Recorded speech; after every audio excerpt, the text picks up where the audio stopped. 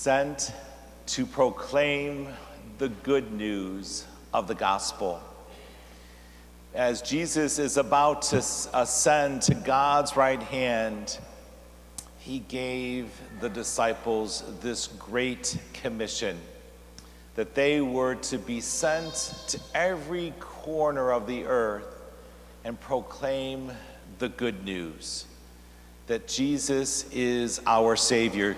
Jesus has been raised from the dead, and we are invited to do the same. Sent to proclaim the gospel. I know that sometimes it might be difficult to share our faith, especially in public ways. It's traditionally not the way that Catholics have been taught to behave.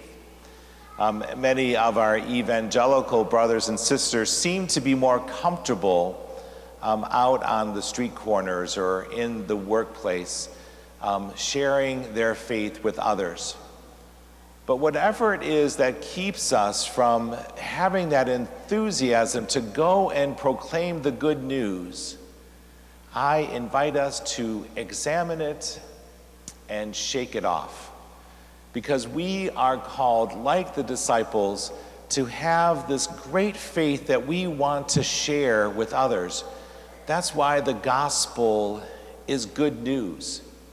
And we need to understand that we have a responsibility as the baptized to share that good news with others.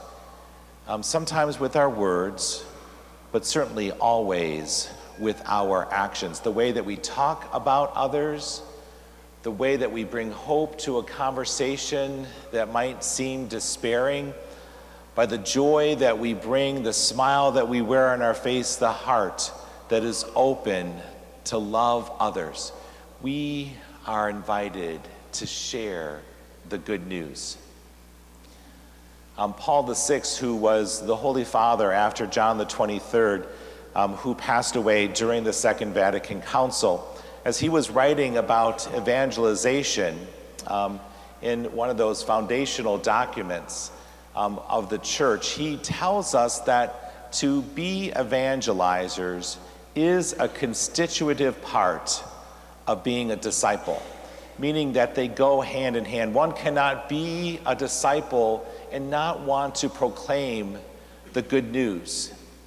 So just as Jesus gave these disciples one last push into the world, saying, I will no longer be physically present to you, even in my raised body, but the Spirit, I promise you, will help you in everything that you need to go and proclaim the good news. I would like us to think for a moment of a way this week that you might be able to do that. Make it real and concrete. Is there someone in your life that needs a little good news spoken to them? Is there someone that needs to hear a little bit of hope? Is there someone in your life that needs some encouragement? Is there someone in your life that needs your accompanying presence to help them to sort of figure out where God is in their lives? In all these ways, and many, many more, we are sent into the world to proclaim the gospel of Jesus Christ to every creature, because Jesus tells us if we believe and are baptized, we will be saved. But we know that that's not the end, but rather the beginning of our life of faith in Jesus Christ.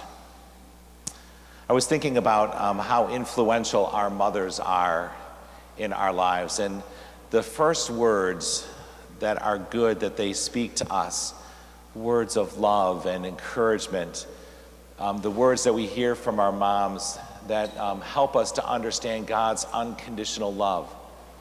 And those kinds of words, that kind of love that a mother has for her children, is the kind of love that God has for us and that we are to have for others, no matter who they are or where they are.